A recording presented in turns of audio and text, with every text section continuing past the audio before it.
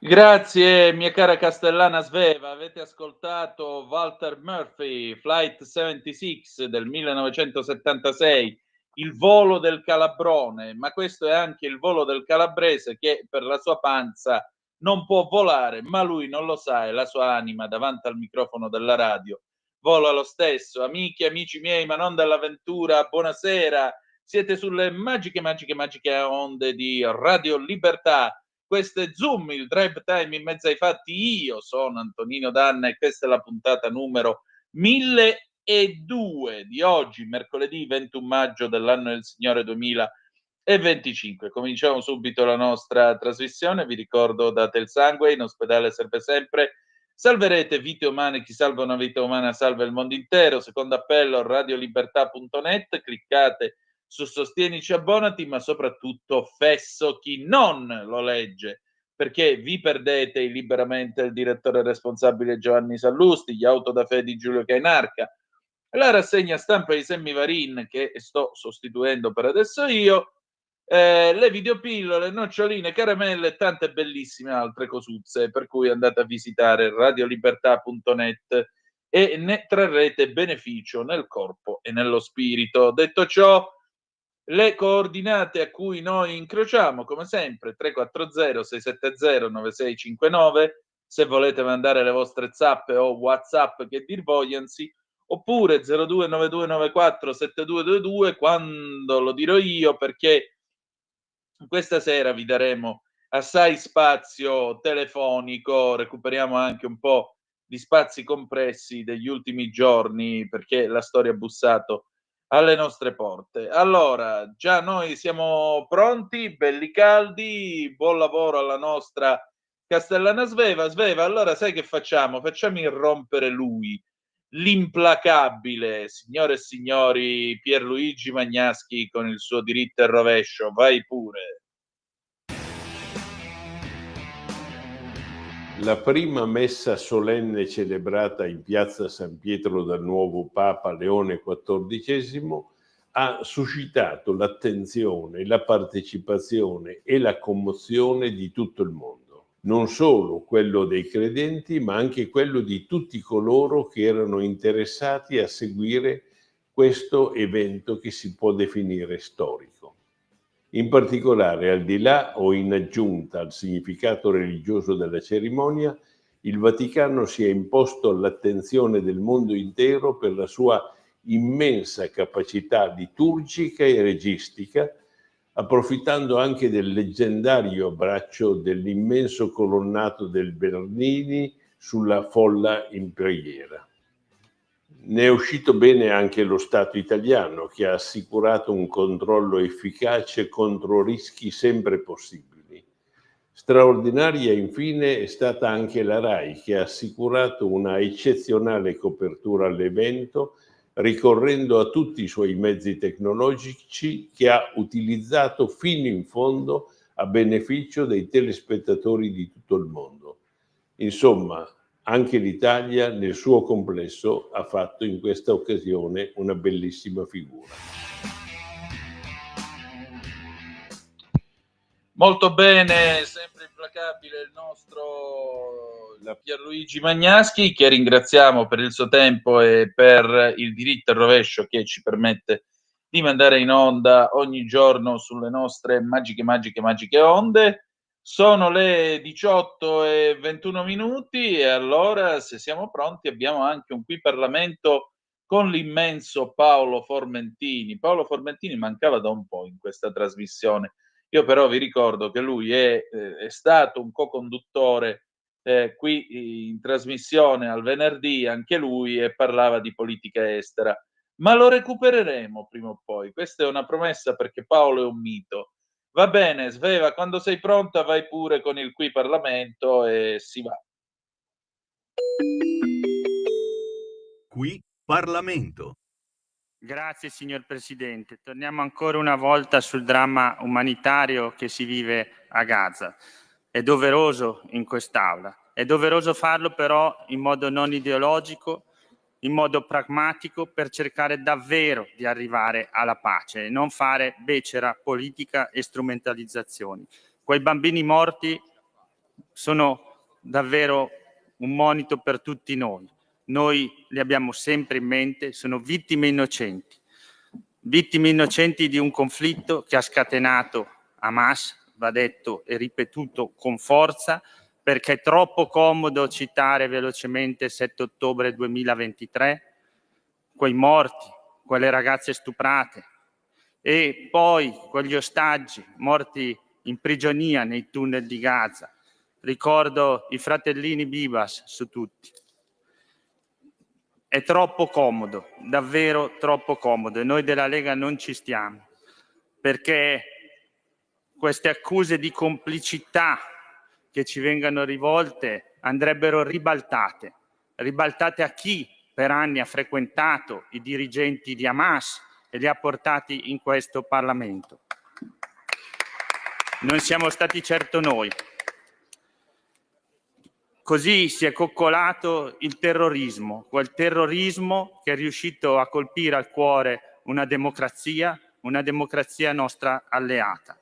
E allora sì, chiediamo a Israele con forza il cessate il fuoco, chiediamo la protezione di quelle vittime innocenti spesso usate come scudi dai terroristi di Hamas. E allora avremmo voluto sentire in tutti gli interventi una condanna senza se e senza ma del terrorismo islamista, quel terrorismo islamista che colpisce purtroppo anche nel nostro paese, perché è notizia di ieri dell'arresto di questo Hassan el-Sabeh che inneggiava al 7 di ottobre.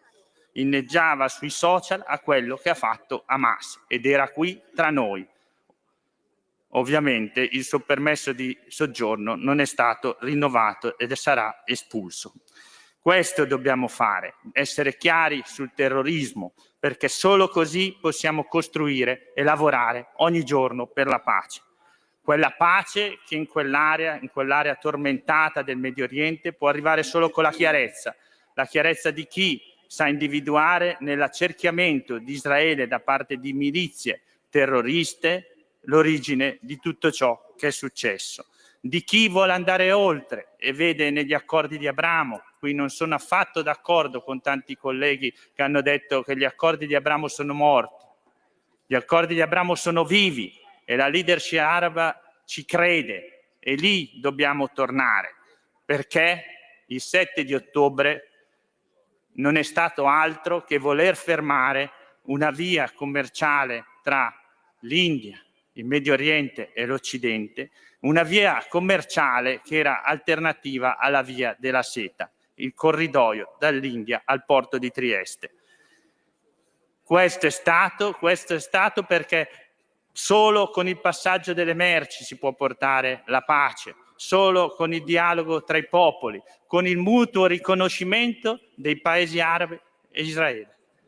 Questo è stato interrotto volontariamente perché nel momento in cui l'Arabia Saudita, partecipe di questo progetto commerciale, stava per firmare con Israele il riconoscimento dello Stato di Israele, nel quadro degli accordi di Abramo c'è stato il 7 di ottobre. A chi sia convenuto lo lascio giudicare a voi, certamente non all'Occidente, magari a chi vedeva in una nuova via commerciale un pericolo per i propri traffici commerciali. Allora questo dobbiamo sapere, dobbiamo dire con forza e non dobbiamo cedere ai paragoni Israele-nazismo, perché questo è frutto di una retorica anticoloniale, una retorica che strizza l'occhio alla Cina, ai BRICS, a coloro che ci vogliono dire che noi siamo occidentali, brutti, sporchi, cattivi, abbiamo fatto solo il male del mondo. No, l'Occidente ha dato tanto al mondo e continuerà a darlo, se saprà essere Occidente. E allora contro quei retaggi ideologici, contro chi oggi si batte per non avere la tecnologia di Israele, che ricordiamo è migliore al mondo, e alla grande manifattura d'Europa che l'Italia serve, è interesse nazionale del nostro paese. Chi non ha mai smesso di essere parte intimamente di quei centri sociali che hanno fatto del boicottaggio a una democrazia nei decenni scorsi con il movimento BDS il proprio motivo di vita, chi incitava a non comprare quei pompelmi frutto del lavoro dell'uomo in un deserto riportato alla vita, ecco, noi diciamo state attenti, perché chiudendo le porte a Israele chiudete le porte alla pace. Voteremo a favore della mozione di maggioranza. Grazie signor Presidente. Torniamo ancora una volta sul dramma umanitario. Qui Parlamento. Ecco, il grande... Stai ascoltando? No, vai pure, Sve. Stai ascoltando Radio Libertà. la tua voce libera, senza filtri né censura. La tua radio.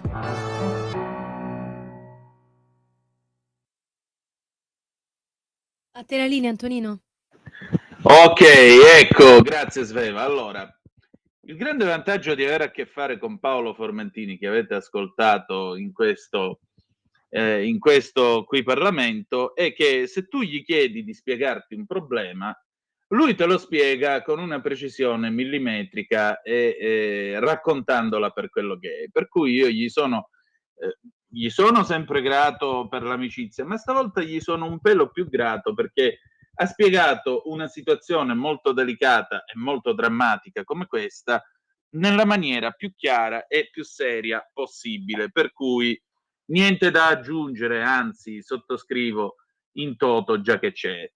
Allora, bella gente, noi siamo qua a fare la nostra trasmissione e in particolare tra un pochino avremo il buon come si dice, avremo l'ottima Paola D'Amico, sua soavità, che ci parlerà di rondini e api. Dopodiché, dalle 19.05 in poi avremo sostanzialmente tutto libero, per cui potrete telefonare, vedremo un po' che cosa succede per questo vasto mondo, per l'orbe terracqueo, per dirla con la Premier, e insomma in qualche modo cercheremo di ragguagliarci e di muoverci in mezzo ai fatti come facciamo da ben 1002 puntate.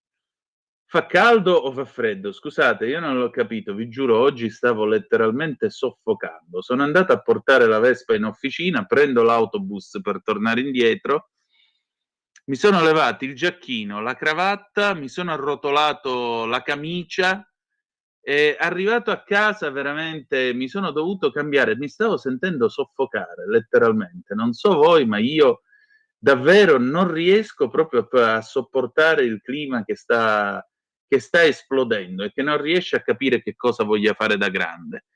Ad ogni buon conto, perdonate questo piccolo sfogo personale, ma mi piace raccontarvi, insomma, mi piace pensare che voi siete una famiglia che abbiamo costruito assieme.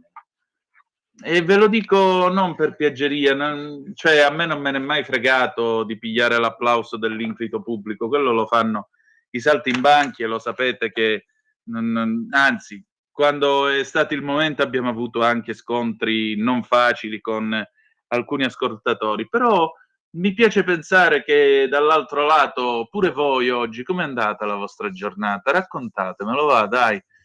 340 670 9659, raccontiamoci un po' sto maggio che sta finendo, finalmente viene giugno. Che prospettive avete? Che progetti avete? Cosa sognate? Riuscite a sognare ancora qualcosa in questa Italia di questi anni contorti? Io dico di sì, io dico che non rinuncio a sognare perché non ho rinunciato a vivere. Se uno rinuncia a sognare è finita. Nel mentre che appunto entriamo in comunicazione con Paola D'Amico, quasi quasi io direi di mettere un disco. Che dici, Sveva? Ci vogliamo sentire Dalida? Assolutamente sì. E allora sparatevi un po' di Gigi in Paradisco 1980 e poi torniamo con sua soavità Paola D'Amico. A tra poco.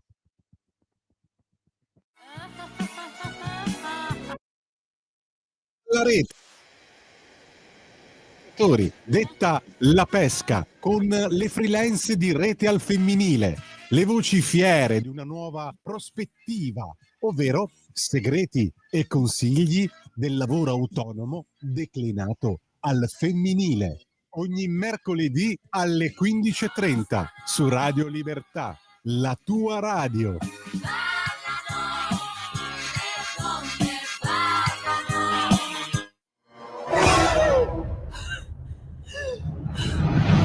Pensa a respirare. Ora abbandonati. Che cosa vedi? Luce, oscurità, l'equilibrio. È tanto più grande. È stato un risveglio. Hai sentito? Conosco una sola verità.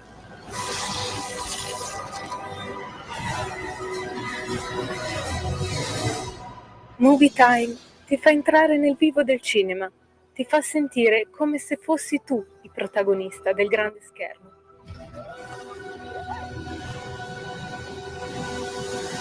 Ogni sabato dalle ore 16.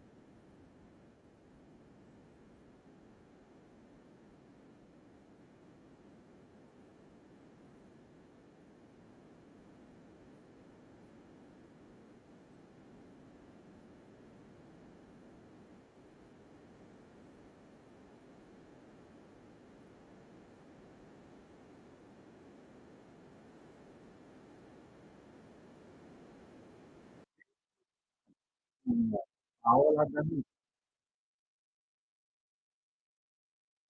Gigi in Paradisco, l'anno era il 1980, Dalida, che ha avuto varie stagioni. Questa fu la sua stagione disco alla fine degli anni 70.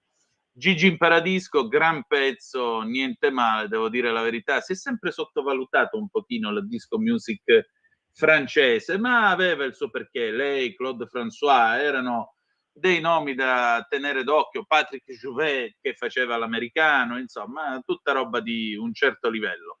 Molto bene, ma noi salutiamo Sua Soavità Paola D'Amico, che non è in Paradisco, ma sarà in qualche paradiso naturale. Dove sei, Paola? Ben trovata. Guarda, sono appena arrivata a Cremona, evitando un temporale che si dice dovrebbe arrivare stasera verso 18 a Milano. Non so tu se siete lì, quindi mi puoi dire. Io verso le 17 Paradiso, sono sceso. Diciamo, di Cremona non potremo proprio dirlo, però. Vabbè, io a Cremona ci sono stato e mi sono sempre trovato bene, quindi ne posso parlare solo bene di Cremona. Sicuramente si mangia bene a Cremona. C'erano spettacolari musei del violino, per il resto esatto. Era bassa e vabbè. Dai, nei dettagli. Non ci possiamo lamentare, dai.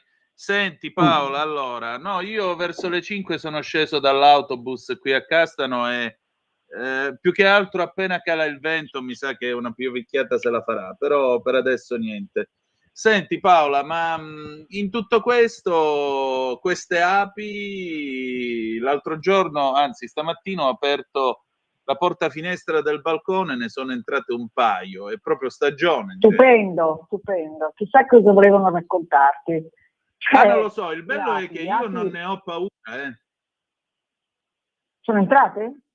Sì, sono entrate, io mi sono tranquillamente seduto, alle volte ogni tanto mia figlia ride perché io dico loro, vabbè, siete state abbastanza, uscite per favore, le api escono. Vanno. Giuro, sembra una roba alla San Francesco, ma è così. Io sento un po' male, ma forse contro il mio telefonino.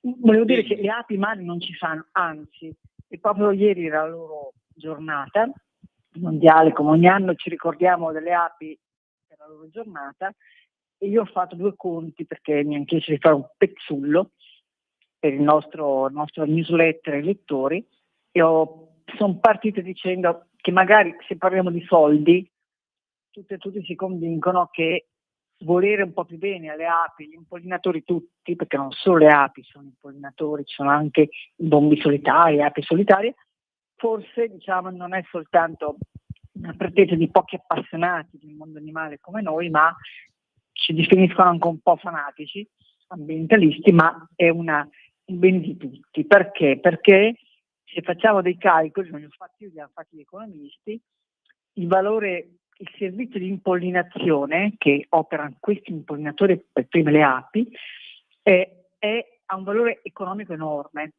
viene stimato in 153 miliardi di dollari ogni anno, 22 solo in Europa, 2,5 per l'Italia.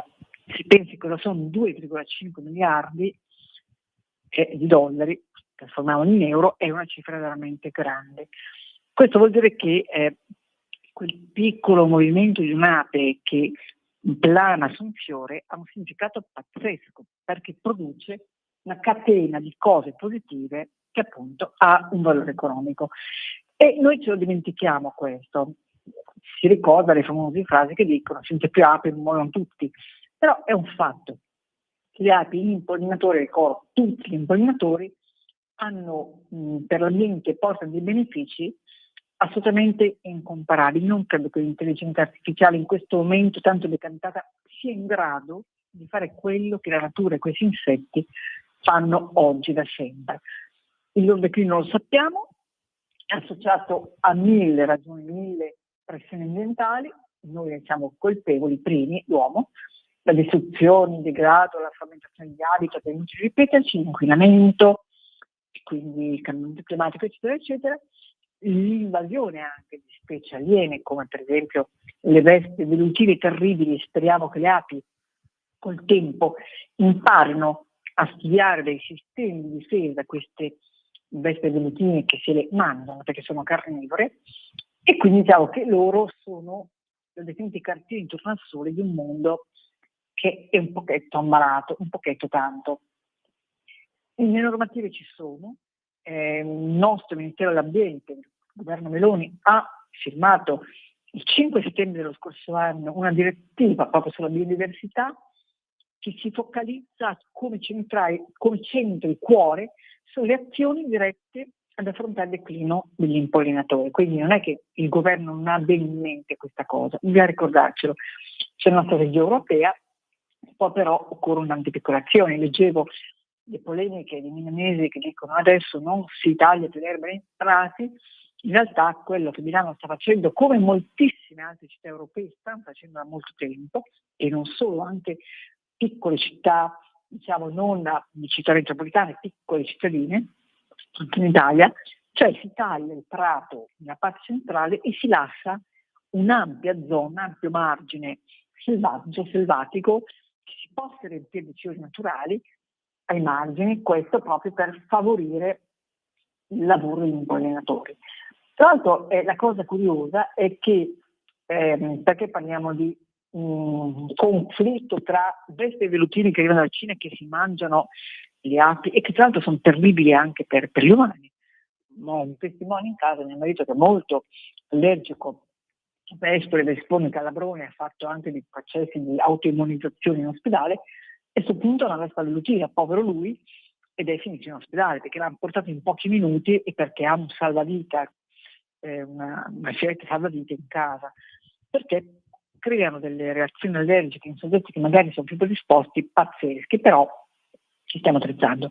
La cosa interessante delle api è che 100 milioni di anni fa, nel Cretaceo, le api in origine erano carnivore, come le vespe appunto e le vespe velutine. Quando sono apparsi i primi fiori hanno cambiato comportamento, hanno cominciato a nutrirsi di fiori, sono diventate, tra virgolette, usiamo un termine scorretto, ma vegane. E questo cosa ha portato? Ha portato all'impollinazione e quindi all'esplosione di altre specie vegetali che hanno cominciato a diversificarsi, colori, forme, per attrarre altri insetti. E quindi queste, tra virgolette, vespe erbivore, che sono appunto diventati gli antenati delle api. Questa è una cosa molto bella. L'altra cosa molto bella delle api che mi piace ricordare è che è vero che hanno una regina da cui dipende la colonia, però sono una società veramente democratica, se vogliamo applicare un termine umano al mondo animale. Perché? Perché la regina depone uova. Questo è il suo unico compito. Ma tutte le decisioni dentro a questa comunità vengono prese attraverso conversazioni tra le api, che comunicano danzando.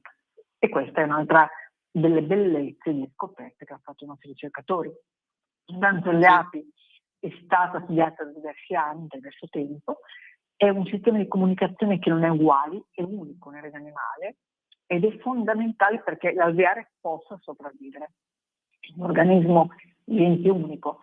Praticamente loro riescono, forse ve ne avevo già anticipato qualche altra trasmissione, riescono a segnalare le api operaie che vanno a cercare i fiori, i pollini, riescono a segnalare con precisione veramente millimetrica la posizione, la qualità e la quantità del cibo che si può trovare, e quindi consentono alla colonia di orientarsi, di approvvigionarsi utilizzando le proprie energie e quindi determinate risorse, perché teniamo conto che per arrivare, per dire, a produrre un chilo di miele che noi consumiamo occorre che un'ape singola faccia 17.000 fiori al giorno, cioè una quantità pazzesca.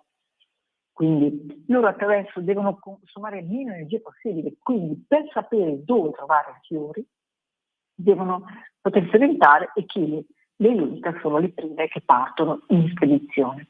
A seconda di questa loro danza, a seconda di come si predispongono, indicano l'orientamento e quindi le api vanno. E naturalmente si capisce dalla loro danza se l'ambiente che hanno trovato è povero, se è ricco di fiori, e quindi c'è una danza che indica anche se ci sono tante celle vuote nell'alveare oppure le celle sono tutte occupate, quindi ci sarà presto nuove nascite. C'è questa danza dell'8, per esempio, danza circolare, che segnala che ci sono vicino, entro 25 metri, tanti fiori, ci sono questi cerchi alternati, oppure si richiamano, diciamo, c'è una danza 8, danza dell'8, proprio come lo faremmo noi, in un senso, in un altro senso, che dice che diciamo che il cibo è più lontano. E poi c'è l'ape che vibra l'addome nella parte centrale, indicando la direzione rispetto al Sole, e la distanza, la durata e la velocità delle oscillazioni indicano la distanza. Queste cose sono incredibili, eppure c'è, pensiamo, qualcuno può dire un folle, ma gente straordinariamente curiosa, gli scienziati, che è stata a osservare questi movimenti. E come sempre nella scienza, quello che si scopre studiando in dettaglio, in questo caso il movimento, una danza, può poi comunque rivelarsi utile per un altro tipo, diciamo, di ricerca. Oggi però volevo anche accennarvi un altro tema interessante, che è quello delle rondini. Avrei voluto parlarne prima, alla della primavera, ma non importa, ormai le rondini sono arrivate, sono il loro mestiere, perché noi sappiamo che, come con le api, anche uomini rondini intrecciano i loro destini da tantissimi anni, da migliaia di anni, e questo lo dimostrano, per esempio, i marinai erano soliti tatuarsi la rondine, i marinai inglesi, no? Come auspicio per fare il loro a casa la delle navigazioni. In Grecia la rondine era legata al culto per rigenerazione annuale. Ci sono tantissime culture in cui guai a chi uccide durante le rondini. In Estonia, per esempio, se qualcuno, anche per loro, uccide una rondine, diventa cieco, secondo le loro tradizioni, no? Naturalmente anche ciechi. Mentre appunto la cultura sempre anglosassone si pensa che si ritiene che danneggiare un nido di rondine nella propria fattoria provochi un danno al bestiame presente. Sono chiaro che sono credenze popolari, però fanno sempre capire come l'uomo, anche dall'antichità, nonostante non avesse le nostre conoscenze di oggi, le nostre capacità tecnologiche, aveva l'osservazione che lo aiutava a capire quanto era necessario capire. Adesso c'è un gruppo di ricercatori della Statale di Milano che da sempre, questi etologi, sono avanti perché si sono occupati e dedicati alle rondini, che hanno fatto uno studio lunghissimo, trentennale, cioè uno studio che è iniziato nel 93, circoscritto alla pianura padana, in particolare a una serie di famiglie di rondini che nidificano proprio in pianura padana. Ne hanno studiati circa 9.000, li hanno catturati in modo naturalmente non indolore e poi liberati, per capire se un'ipotesi che un ricercatore aveva fatto, trovando una rondine piccoletta, fosse vera, non fosse un'osservazione casuale, ma fosse una cosa che si ripeteva nel tempo. Ebbene, hanno verificato in questi 30 anni, pensate veramente a cosa la scienza porta, cioè 30 anni di studio di famiglie di rondini, sono accorti e hanno verificato che le rondini stanno cambiando la loro fisicità, stanno diventando più piccoline, il corpo è piccolino, mentre diciamo che le zampette rimangono e il becco rimangono delle stesse dimensioni. E questo li ha incuriositi, si sono domandati, ma questi cambiamenti sono dovuti a un cambiamento evolutivo, cioè che facilita la loro sopravvivenza, è normale, no? Per vivere meglio ci sono cambiamenti evolutivi che li portano a migliorare, oppure è dovuto diversamente a mancanza di cibo, a condizioni diverse. E stanno capendo, in 30 anni di ricerche, con tutti questi dati analizzati, che in realtà non è un comportamento evolutivo che porta quindi a facilitare la loro vita in un futuro, a migliorare, no? È una situazione dettata dall'ambiente che non è più favorevole loro, e quindi è la mancanza di cibo, la minore bontà del cibo, è la pressione proprio dell'ambiente che sta determinando un cambiamento, e questo quindi non è assolutamente un messaggio positivo. E voi direte, certo, è da mo' che diciamo che il cambiamento climatico fa male a tutti. Fa male a tutti, però noi dobbiamo stare molto attenti, in generale, anche nell'umanità, ai fragili, per esempio, a chi sta meno bene, a chi ha meno possibilità di difendersi, perché ce lo dimostrano gli animali, le condizioni diverse, avverse, possono per primi colpire i più fragili. E gli animali, per dirlo, sono fragili, perché non Paola, ti hanno chiedo scusa. le nostre capacità di difesa. Non è che accendono il climatizzatore in casa e dicono ciao, fa caldo, mi rinfresco un po', no? Oppure certo. manca il latte, la mucca non fa il latte, prendo quello liofilizzato. No, non è così. Gli animali devono sempre ricorrere alle loro forti energie, che non sempre sono le stesse.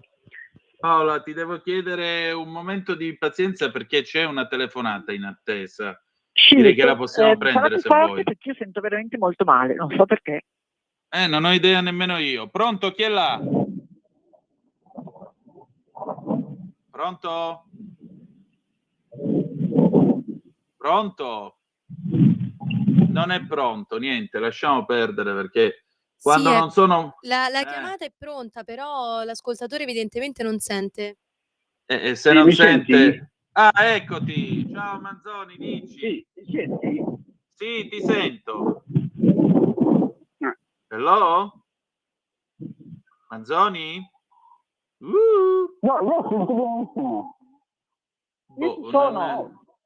Io pure ci sono, ci siamo tutti, dici. Agli canali non esistono rondini. Sì. Mi richiamo, ok. Vabbè, richiama che credo di aver capito però. No, il nostro ascoltatore dice lui alle Canarie quest'anno non ha visto nemmeno una rondine, Paola. Brutto segnale. Bruttissimo. Aia.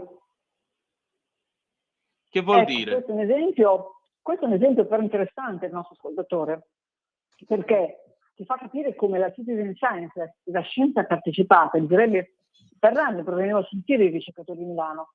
Una scienza partecipata, di cui tanti ci ha raccontato, cioè l'osservazione delle persone, dei cittadini, di noi, gente comune, è importantissima, perché fa emergere, fa vedere prima alcune cose che magari un ricercatore non riesce a vedere nell'immediatezza. Questa è una cosa interessante, a parte che lo invidio per stare Canarie. Qualcosa sta cambiando. Non c'è cibo, gli animali sanno, dialogano, parlano, comunicano, probabilmente sanno capire se un ambiente è diventato ostile. Se l'ambiente l'anno precedente non è stato favorevole alla riproduzione, gli animali cambiano strada. Questo è normale. Io continuo ad ammirare i nostri uomini dei parchi nazionali che hanno cominciato ormai da 2 anni a distribuire semi, a fare scelte di fiori. Scusatemi, abbiamo di nuovo l'ascoltatore in linea. Diverse. Sì, Paola, ti chiedo scusa, abbiamo di nuovo l'ascoltatore. Proviamo a prendere la chiamata. Pronto?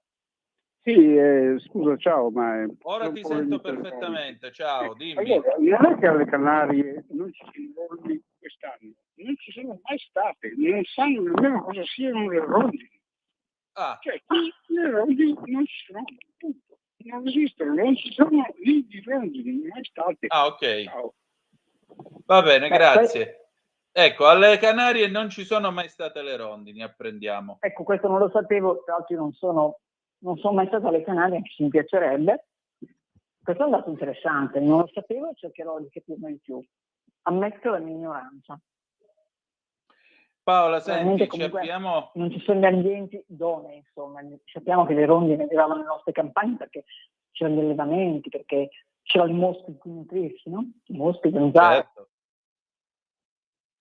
Paola, nell'avviarci verso la fine, che cosa c'era di interessante su Buone Notizie del Corriere della Sera, il dorso sul quale tu scrivi? Abbiamo aperto su Gianni Nannini, che ha presentato il suo nuovo singolo, e che il nuovo disco, e che partita parte per la tournée, e abbiamo dedicato lo spazio a lei, è stata ospite della Series Week, e devo dire che tosta. È proprio rock. E invece, scusami? È proprio una tipa rock. È proprio una tipa rock, sì. Io non la conoscevo molto, sono più una musica classica, sono una formazione un po' in particolare, un po' limitata, diciamo, però se uno cresce nel mondo classico magari rimane un pochino condizionato. Però devo dire che mi risulta molto simpatica, adesso comincio ad ascoltarla perché è stata coinvolgente, empatica, e vedere persone a volte da vicino, di fronte ravvicinato, ti permette di togliere dei pregiudizi, non bisognerebbe mai avere dei pregiudizi. Confesso che ero un pochino lontana, no? Invece mi è piaciuto un sacco il personaggione. Io seguivo molto suo fratello Alessandro, perché era un pilota dell'Alfa Romeo, correva con la 155 nel DTM, il campionato quello che una volta si chiamava Euroturismo, ed ero un suo tifoso, lo confesso. Perché tu sei un grande esperto di quattro ruote. Siamo entrambi uniti dai nannini e dalla loro bella pasticceria a Siena, se è ancora loro, non il lo so. mondo è piccolo. Sì, il mondo è piccolo, ma i nannini danno un aiuto a renderlo un po' più grande. Senti Paola, io ho una curiosità però per chiudere la nostra conversazione di questa sera, ringraziandoti come sempre del tuo tempo. Andando in Vespa mi è capitato di beccarmi i ponfi delle api, perché non sempre io mi metto la giacchetta. Mi è capitato anche in qualche viaggio, per esempio di 200-300 chilometri, all'improvviso di sentire una puntura e una sensazione di calore generalmente sul torace. Ecco, cosa si deve fare quando un'ape ti punge in questo modo? Io ho una piccola esperienza, ma nel senso che ti dicevano da piccoli di fare la pipì, no, l'ammoniaca, ok? Sì. E di fare la pipì. In realtà sei stato fortunato perché Gigi, mio marito, è stato beccato proprio in fronte tra gli occhiali e sono stati presenti in testa, no? E lui è finito in ospedale perché era allergico. Non sapevo di essere allergico, non era un'ape, probabilmente era un calabrone. Non sapevo di essere allergico, si è trovato gonfio come irriconoscibile in pochissimo tempo, c'è chi ci resta secco, quindi meglio non farsi pungere. E sinceramente proteggersi anche, perché d'altra parte se uno viaggia, loro non sono colpevoli, siamo noi che attraversiamo a velocità, loro fanno la loro vita, non vengono a cercare di pungerci. Prestare attenzione e poi ripeto, i rimedi sono quelli canonici da nonna, no? Fai la pipì subito, non so, io dico chissà perché mi devi fare pipì, ammoniaca, però se qualcuno si accorge che il gonfiore non è normale, volare è tutto soccorso. E per chi scopre di essere allergico, sono 5 anni, abbiamo messo a punto tra l'altro noi italiani, policlinico, c'è questa terapia, autoimmunizzazione, ti danno un po' di veleno poco per volta, una volta al mese, no, una volta a settimana, poi una volta al mese, vicino c'è la rianimazione, che tu ti immunizzi dal veleno di menotte di cui sei risultato allergico, quindi si può sapere in realtà. E fanno ormai questa cosa molto intensamente, soprattutto è diffusa nelle zone delle campagne, perché può capitare che salvando un tronco, muovendo qualcosa, pulendo i prati, che venga finito. Però ecco, in letteratura sono documentati casi di reazioni allergiche molto molto potenti, e se risulti allergico poi hai diritto di avere un tuo come si chiama lì? L'adrenalina praticamente, che è un salvavita, prima di andare in tutto soccorso ti spara l'adrenalina e perlomeno ti salvi la vita, ecco. Però i rimedi, prevenire non succede, non è che puoi sapere che quindi qualcuno, devi stare attento, l'estate bisogna stare attenti, ecco. Certo. I sassi, perché non si mettono le mani in posti così, bisogna stare un attimo attenti, come quando si va, parlavamo delle zecche, degli insetti molesti, in un prato, pantaloni lunghi, camicie leggere ma maniche lunghe, possibilmente il bianco, calzi, controllarsi al ritorno, e evitare anche di farsi rotolare sul prato con le bante, perché soprattutto se bambini, controllare i bambini, perché questa è l'unica prevenzione, insomma. Non possiamo certo sterminare gli impollinatori. Anche i bombi sono impollinatori. Appunto, e c'è Bombo. Allora, grazie Paola e ci ritroviamo tra una settimana, va bene? Grazie a te, buona settimana a tutti e a tutti. Grazie. Pausa e ci sentiamo i Delta V, un colpo in un istante 2001, a tra poco. Stai ascoltando Radio Libertà, la tua voce libera, senza filtri né censure, la tua radio.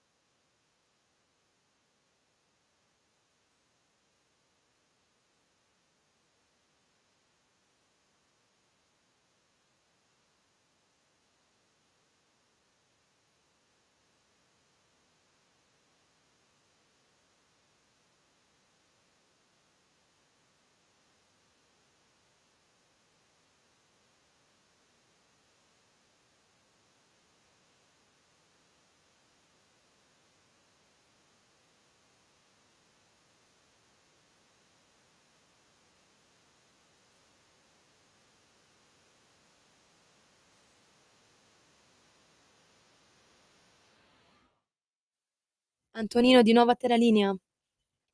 Grazie a te, cara Sveva, alle 19:04 in questo momento sulle magiche onde di Radio Libertà, Zoom, il drive time in mezzo ai fatti, Antonino Danna al microfono con voi per questa puntata numero 1002. Il telefono da questo momento è aperto, 02 92 94 7222. Potete intervenire sui temi della giornata. Allora, intanto cominciamo a dare un'occhiata alle agenzie. L'ANSA, Medio Oriente, è successa una cosa molto grave. L'IDF, le forze armate di Israele, hanno sparato durante una visita di diplomatici. La Meloni sente Tajani, convocato l'ambasciatore di Israele, presente nella delegazione internazionale anche il viceconsole italiano. Il vice premier minacce inaccettabili, l'esercito si scusa, rammaricati per l'inconveniente. L'ANP, l'autorità nazionale palestinese, fa sapere che si trattava di una missione per valutare la situazione umanitaria. Anche Parigi. Antonino, scusami, c'è un ascoltatore in linea. Ah, pronto, chi è là? Sì, pronto, buonasera Antonino, ciao, sono Lorenzo da Como. Uè, maestro! Ciao, E allora? io ogni tanto intervengo anche dal vivo, non solo con i messaggi.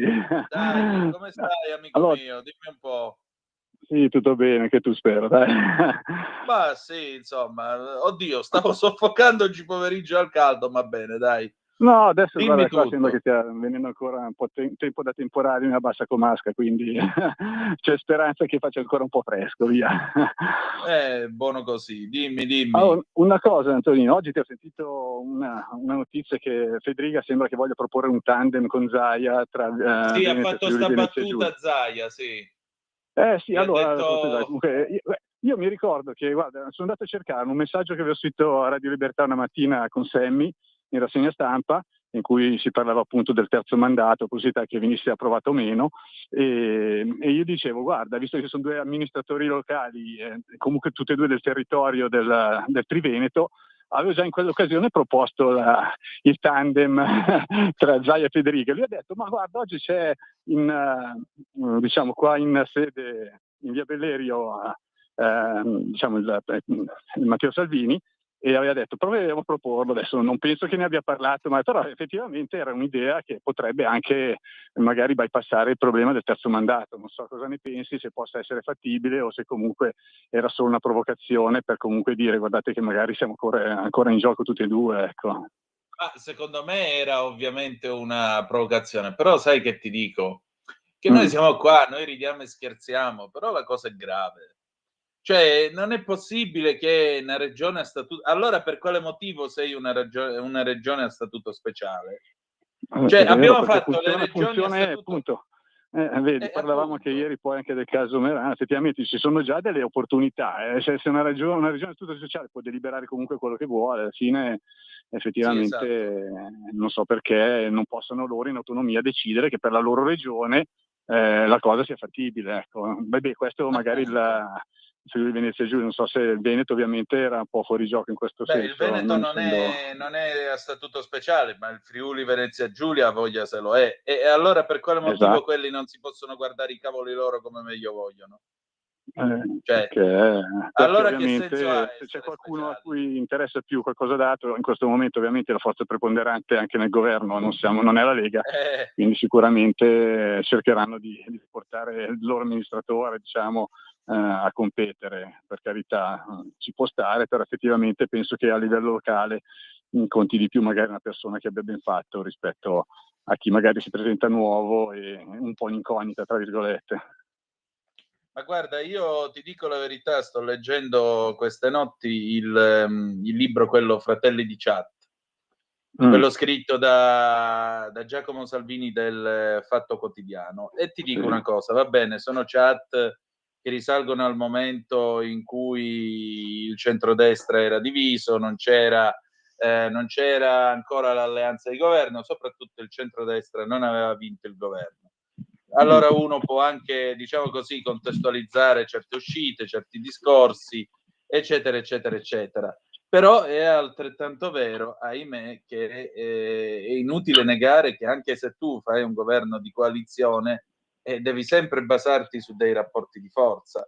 È chiaro che fare il discorso dei 3 mandati, no, però nemmeno in Friuli, nemmeno a Federica, significa che poi a quel punto delle regioni che fino ad oggi sono state ghiottamente, aggiungerei, a trazione leghista, Lombardia, Veneto, Friuli Venezia Giulia, è chiaro che poi diventano contendibili dalle altre forze all'interno del governo, che vengono e ti dicono vabbè, ma tu tanto pesi l'8%, per cui ti sei fatto già 2 giri di giostra con Fontana in Lombardia, ora devo fare io.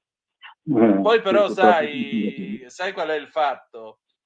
Il fatto è che abbiamo già visto logiche di questo genere, vedasi per esempio quel signore pittoresco che avevano schierato contro Gualtieri a Roma, quello che faceva i discorsi a modo suo, e abbiamo visto chi è che l'ha voluto, e non è stato certo Salvini, e abbiamo visto anche il risultato elettorale che ha raccolto, cioè niente. Per cui io prima di mettermi a fare i discorsi, vabbè, però siccome il pallone l'ho portato io, allora giochiamo come dico io, valuterei pure il fatto di dire attenzione, le regioni sono, scusa se ti attacco sto bottone, però voglio ragionare con te sta cosa.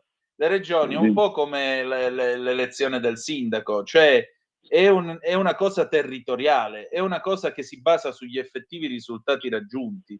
Se la gente è stata bene con Zaia, perché non lo deve votare di nuovo? Se la gente si è trovata bene con Fontana, perché non lo deve votare di nuovo?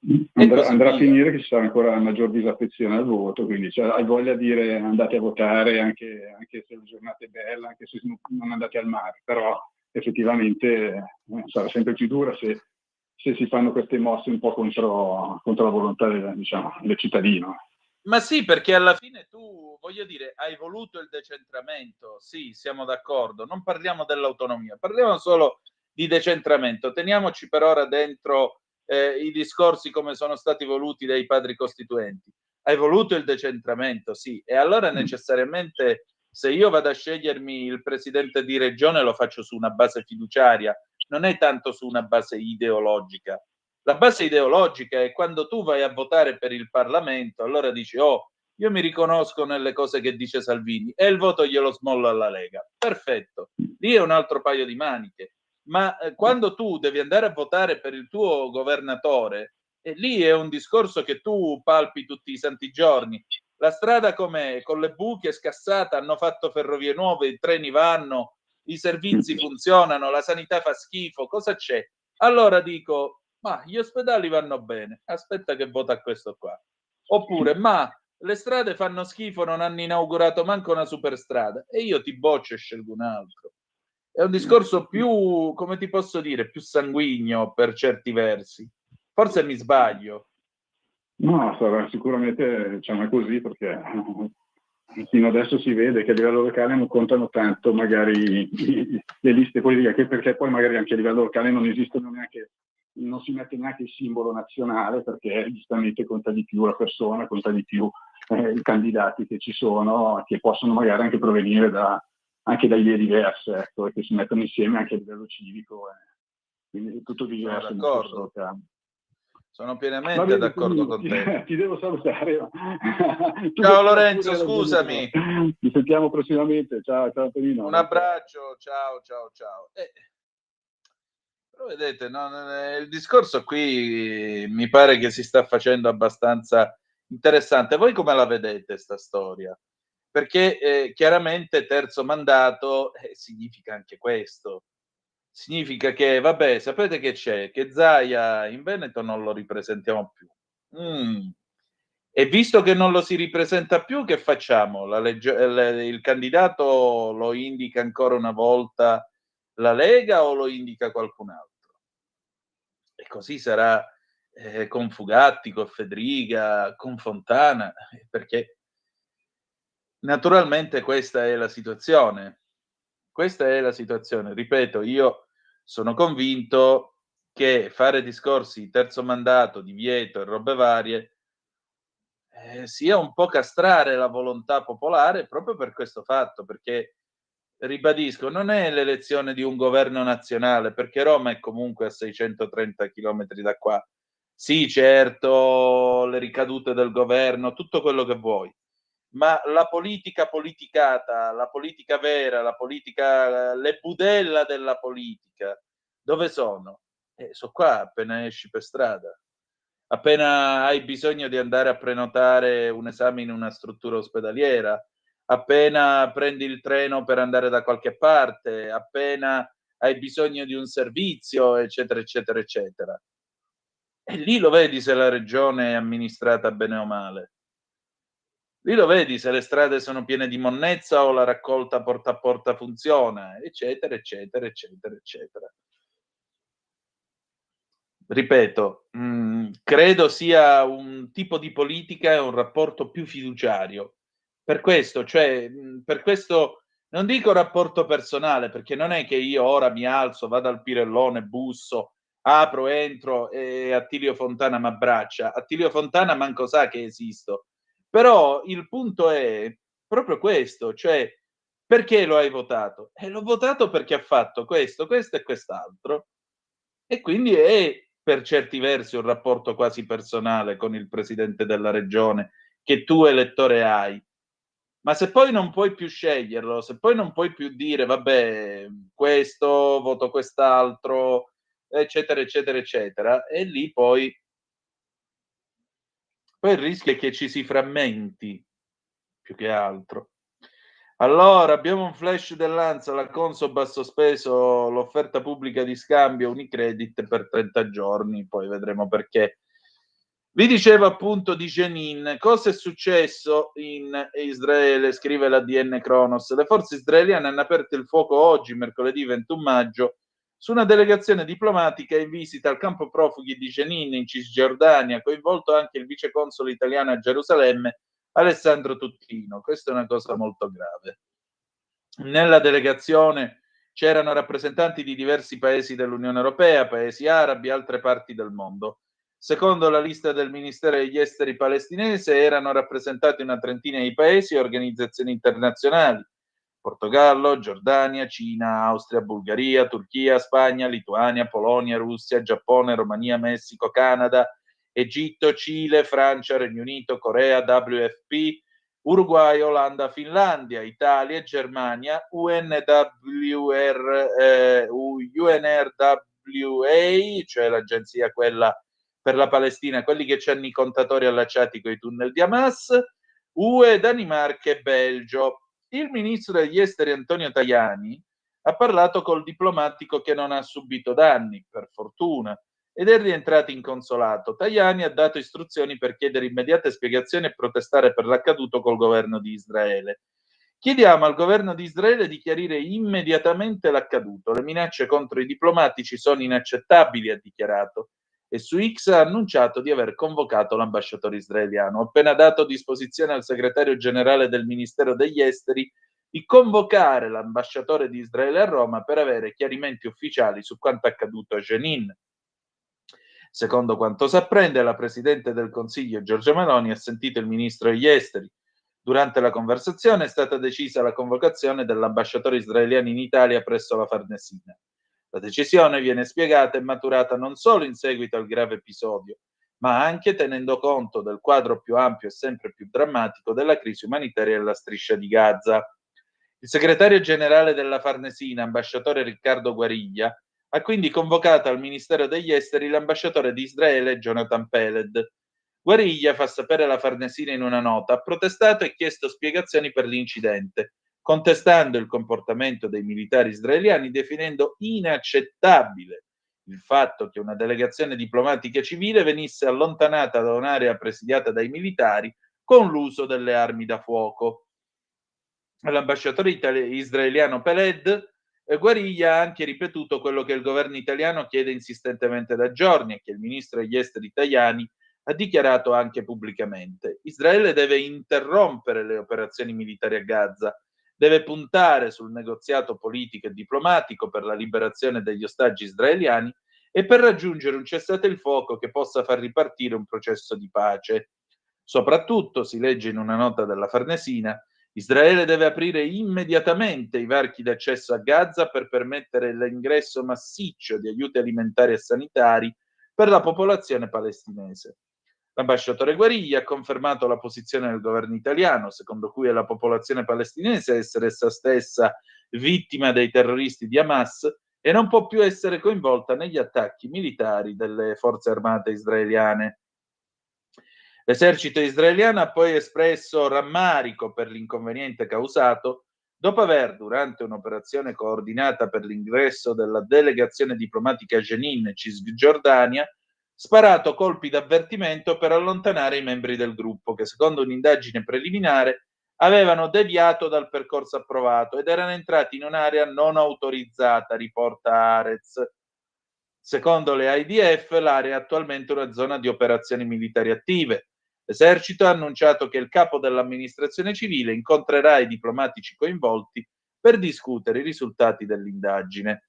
Quando è stato coordinato l'ingresso a Jenin, ai membri della delegazione era stato fornito un percorso approvato e gli era stato indicato di seguirlo perché l'area è zona di combattimento, si legge nel comunicato dell'IDF, che sostiene che il gruppo ha deviato dal percorso ed è entrato in un'area dove non erano autorizzati ad andare.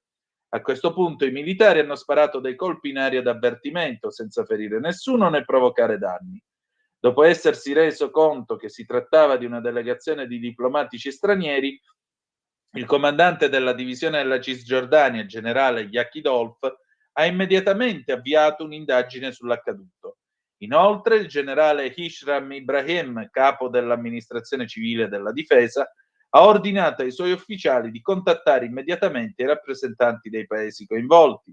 Lui presto parlerà personalmente con i diplomatici per informarli dei risultati dell'iniziale inchiesta, conclude il comunicato dell'IDF. Questo è quanto su ADN Kronos, per cui vedremo che cosa succederà nelle prossime ore. Andiamo a vedere le altre notizie. Secondo il New York Times, sull'Ucraina, scrive l'ANSA, Trump si sfila. Lavrov accusa la Francia e il Regno Unito di mettere gli USA contro la Russia. Cosa scrive il New York Times? Il New York Times scrive che il presidente statunitense Donald Trump ha detto all'ucraino Volodymyr Zelensky ed altri leader europei che Russia e Ucraina dovranno trovare una soluzione alla guerra, solo pochi giorni dopo aver sostenuto che solo lui e il presidente russo Vladimir Putin avevano il potere di arrivare a un accordo. Lo riporta il New York Times, che cita 6 funzionari a conoscenza dei colloqui. Trump dunque avrebbe già deciso. I leader USA, scrive il New York Times, ha parlato con Zelensky e gli altri leader dopo la sua conversazione telefonica avuta con Putin lunedì. La domanda più profonda, commenta il giornale, è se il presidente USA sta abbandonando anche il progetto che l'America porta avanti da 3 anni di sostenere l'Ucraina, una democrazia nascente che lui stesso ha spesso accusato per essere stata invasa illegalmente. Il ministro degli esteri russo Sergei Lavrov intanto ha accusato oggi Emmanuel Macron, Keir Starmer, Ursula von der Leyen e altre personalità europee di chiedere istericamente che gli Stati Uniti si uniscano alle azioni antirusse e aumentino le sanzioni. Lavrov, citato dalla TASS, ha aggiunto che Mosca rifiuta la richiesta di un cessate il fuoco prima dei negoziati con l'Ucraina. Non vogliamo più questo, ha affermato. Invece, per quanto riguarda il Golden Dome, questo progetto di difesa spaziale statunitense, sono necessarie consultazioni con Mosca al fine di riprendere i contatti per ristabilire una stabilità strategica e riesumare i colloqui sul nucleare tra USA e Russia. L'ha detto il portavoce del Cremlino, Dmitry Peskov, aggiungendo che quella di creare il sistema antimissilistico è decisione sovrana degli USA. Se gli Stati Uniti ritengono che ci sia una minaccia missilistica, allora naturalmente sviluppano sistemi di difesa missilistica, ha affermato il portavoce commentando l'annuncio di ieri di Washington.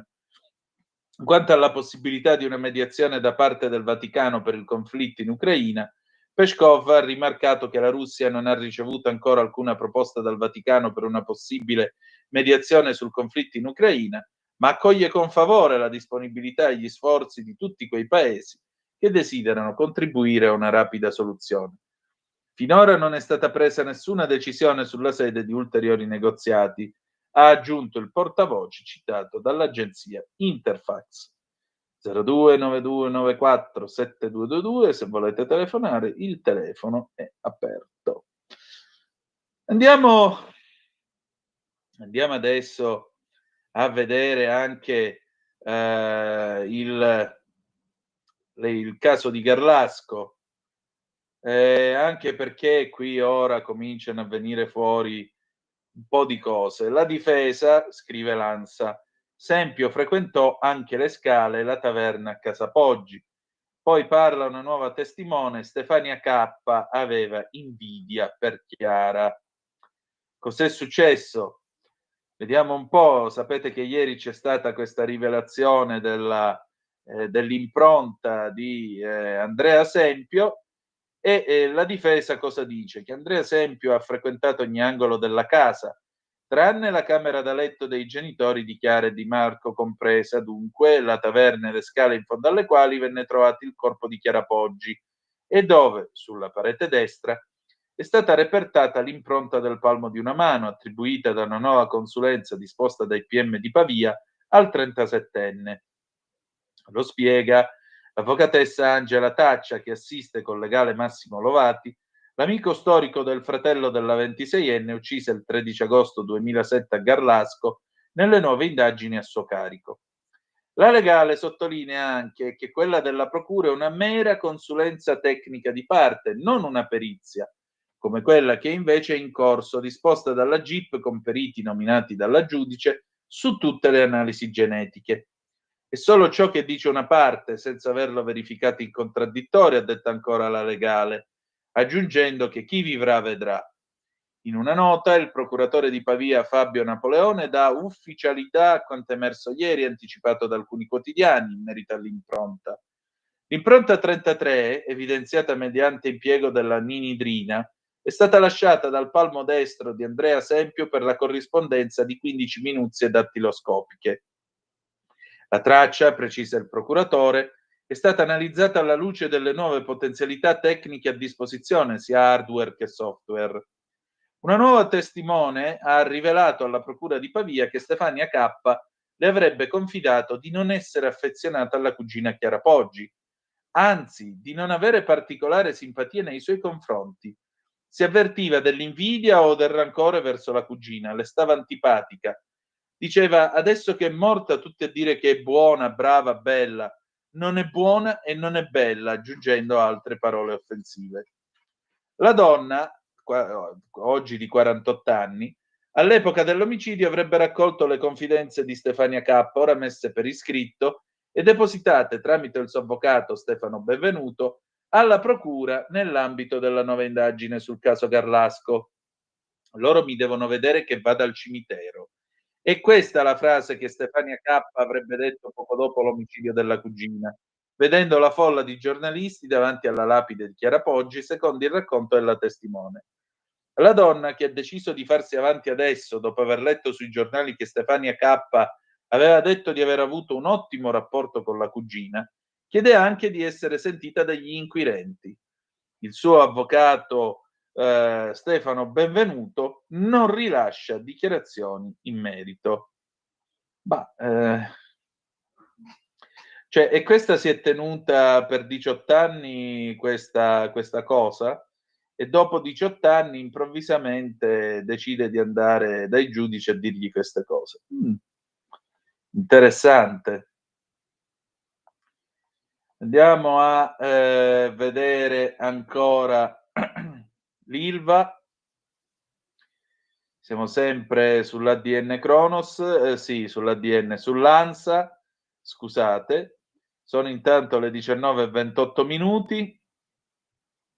Il tavolo ex Ilva sospeso, nuova convocazione lunedì o martedì, rimosso il blocco stradale. Il tavolo sull'ex Ilva tra sindacati e governo è stato sospeso e riprenderà all'inizio della prossima settimana. Ci sarà una nuova convocazione probabilmente tra lunedì e martedì. L'ha detto Rocco Palombella, Will, lasciando Palazzo Chigi dopo l'incontro col governo durato oltre le 2 ore. Il tavolo non è andato bene, abbiamo chiesto garanzie ma non ci sono state risposte adeguate. Per questo abbiamo deciso insieme di aggiornare il tavolo. Gli scioperi stamattina in tutti gli impianti sono stati un segnale molto chiaro dai lavoratori. Per il tavolo a Palazzo Chigi c'è una sospensione, verrà riconvocato per la prossima settimana un nuovo incontro, perché alle questioni che abbiamo posto sulla continuità dal punto di vista industriale, occupazionale, degli obiettivi che riguardano il futuro dell'azienda e il presente dei lavoratori, ad oggi il governo non ha dato le risposte necessarie, ha affermato il segretario generale FIOM CGIL Michele De Palma. Lo Stato deve garantire la continuità dell'azienda, i livelli occupazionali, gli investimenti che servono per il processo di decarbonizzazione. Questo per noi è il punto fondamentale, rimarca. La decisione della Procura di Taranto mette a rischio il processo di riconversione ambientale del sito di Taranto, sia per la sostenibilità economica dello stabilimento, sia per il negoziato in corso con le aziende che hanno partecipato alla procedura di gara, che si ritrovano condizioni diverse rispetto a quelle contrattate, sia soprattutto per i rilevanti impatti occupazionali diretti e indiretti, e quanto ha detto il ministro delle imprese Made in Italy Adolfo Urso rispondendo al question time della Camera. Adesso noi prendiamo un jingle di 10 secondi, dopodiché mandiamo in onda Eli e le storie tese Pagano del 2003 e poi rientriamo e prendiamo eventuali telefonate. A tra poco. La tua radio è ascoltata con la televisione in digitale. Consigliere di vedere la TV o ascoltare la radio. Risintonizza i canali radio e troverai anche Radio Libertà, canale 252.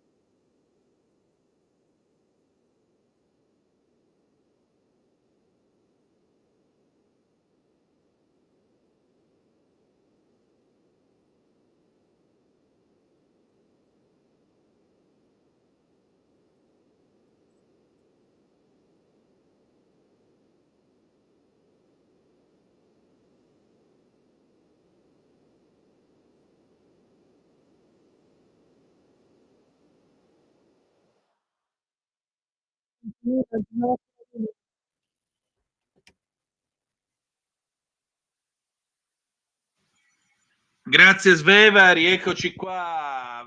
Stavamo ascoltando Pagano di Eli e le storie tese dall'album Ciciput del 2003. Tra l'altro in questa canzone, sono le 19:33 e 20 secondi in questo momento, in questa canzone c'è Enrico Ruggeri che recita un pezzo del De Bello Gallico. E qui vedi proprio la genialità di Eli e le storie tese, perché a un certo punto, per la precisione è il paragrafo 17, libro quarto del De Bello Gallico, perché che cosa succede? Succede che a un certo punto della canzone il protagonista, appunto Elio, invoca gli dei che gli diano qualche spunto di meditazione, no? Degli stimoli intellettuali. E allora Maurizio Crozza, che fa la parte del dio latino, interviene con voce tenorile e gli dice: ricevi un rarissimo omaggio di un bootleg di Giulio Cesare che ti insegna a costruire un ponte.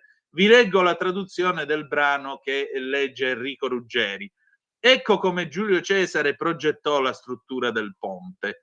A distanza di 2 piedi univa 2 per volta travi lievemente appuntite in basso del diametro d'1,5 piedi d'altezza commisurata alla profondità del fiume. Poi mediante macchinari le calava in acqua e con battipali le conficcava sul fondo del fiume, non a perpendicolo come le travi della palafitte, ma a oblique in pendenza, in modo da inclinare nel senso della corrente. Era giusto che lo sapeste.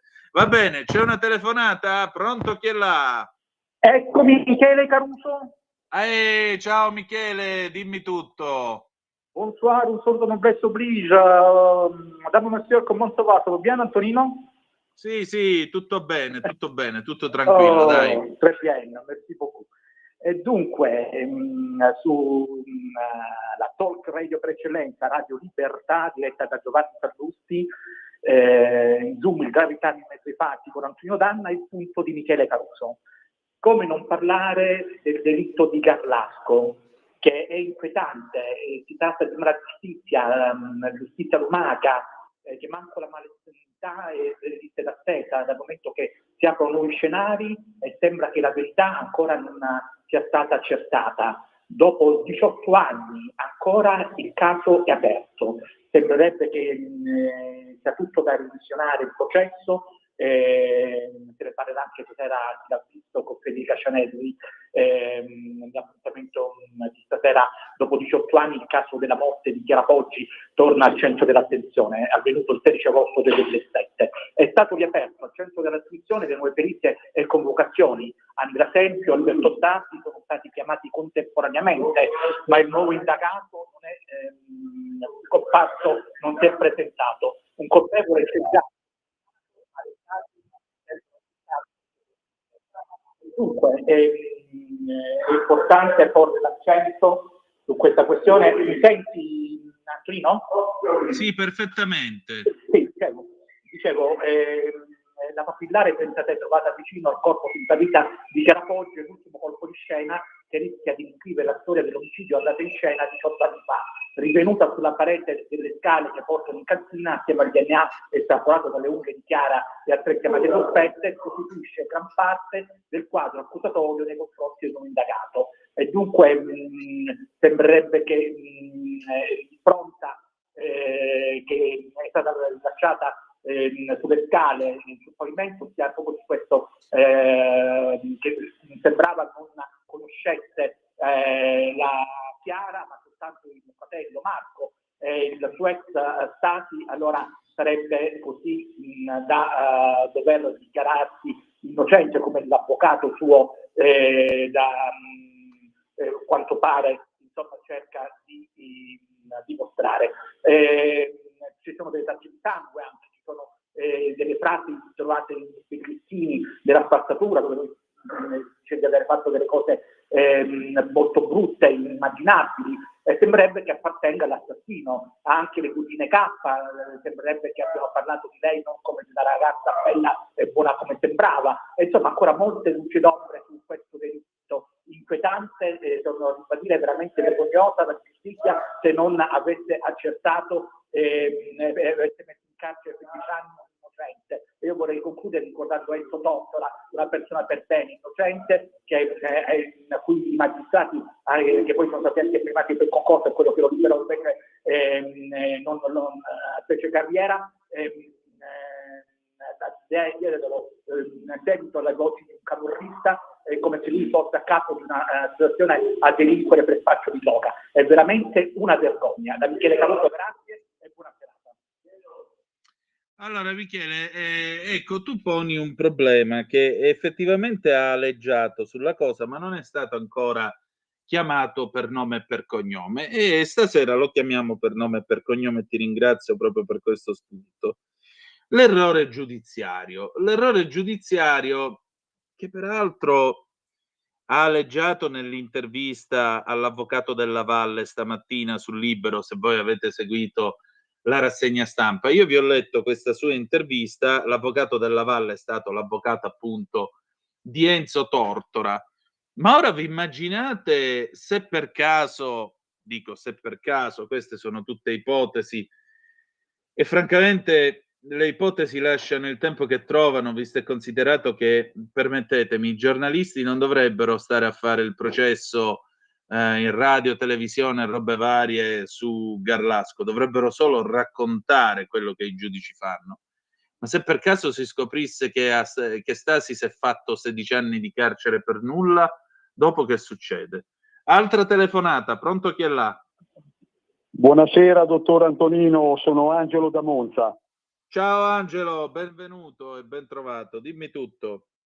Non so se lei me lo può dire o no, ma non sento più il signor Pierluigi. Per ora non c'è. Non è che è finito in qualche gulag? la metto sul ridere perché sa, da ascoltatore trentennale ce ne sono state di persone che sono sparite, se ne sono andate, non si è sentito più niente, però vabbè, non è che decido io, era solo una mia curiosità, dottor Antonino. Certo. Le auguro virtualmente tante belle cose, tanti successi e buona salute a Pierluigi. Benissimo, grazie. Altra telefonata, pronto? Grazie, dottor Antonino. Buona serata, pronto, chi è là? No, Antonino, non abbiamo nessuno per il momento. Ho capito, benissimo. Le 19 e quasi 41 minuti. Ecco, il punto è questo. Se poi viene fuori che magari il colpevole di Garlasco è un altro, che succede? Quindi c'è uno a cui hanno buttato 16 anni di carcere, eccetera, eccetera, eccetera. Badate bene, una cosa mi lascia perplesso, ed è quello che diceva l'avvocato Della Valle stamattina nell'intervista, stessa cosa che, insomma, su cui riflettevo ieri sera, e cioè, va bene, quelli erano ragazzi di 18 anni, è successo quello che è successo, Stasi è stato condannato, quindi l'ingranaggio della giustizia ha masticato e ha restituito un responso. Passano 20 anni, viene fuori questa roba qua e si riapre il processo. C'è un nuovo indagato. Ok. Diciamo che finisce tutto di nuovo con un nulla di fatto. Quindi l'unica verità processuale che resta è che l'assassino di Chiara Poggi si chiama Alberto Stasi. Punto. Sempio esce dai riflettori, esce dai radar, giustamente, eccetera, eccetera, eccetera. Però intanto è un uomo di 40 anni. Poi passano altri 20 anni. E magari tra 20 anni spunta uno che improvvisamente ha recuperato la memoria, quindi siamo già nel 2046, 45, 47, e dopo 40 anni finalmente ha recuperato la memoria e riaprono di nuovo l'indagine e ripartono le valutazioni. Nel frattempo magari tanti reperti sono stati distrutti. E però a quel punto tu vai in mezzo a una comunità di persone che nel tempo chiaramente si è sfaldata, perché qualcuno può essere migrato, qualcuno ha cambiato paese, qualcuno è morto, qualcuno ha cambiato vita e così via, di sessantenni che probabilmente avranno anche magari qualcuno, qualche nipote, e ripartiamo da capo, dall'agosto dell'anno 2007, 40 anni prima. Ora, a cadere nell'ingranaggio della giustizia ogni 20 anni, ma voi immaginate? Ma come può un cittadino vivere sereno? Come può un cittadino sentirsi garantito? Chiedo anch'io, come l'avvocato della Valle, quando è che si mette punto?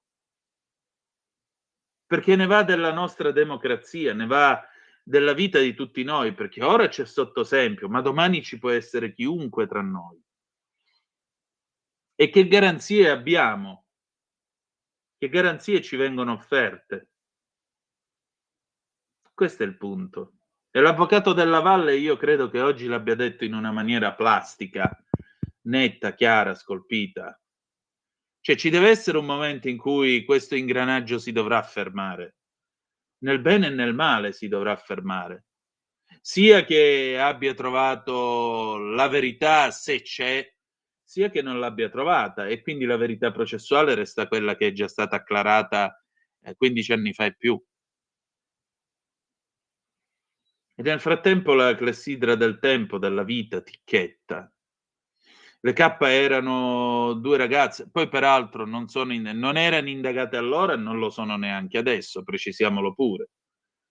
Le K erano 2 ragazze che si presentarono l'indomani di questo omicidio con la foto taroccata con la cugina. Una delle 2 finì su Oggi col memoriale che raccontavano il loro magnifico rapporto, la gita a Loano. Oggi sono 2 avvocatesse, sono 2 donne che hanno cambiato radicalmente vita. E se tra 20 anni si ritornasse di nuovo a far tritare dall'ingranaggio della giustizia il caso de Garlasco, che cosa succederebbe?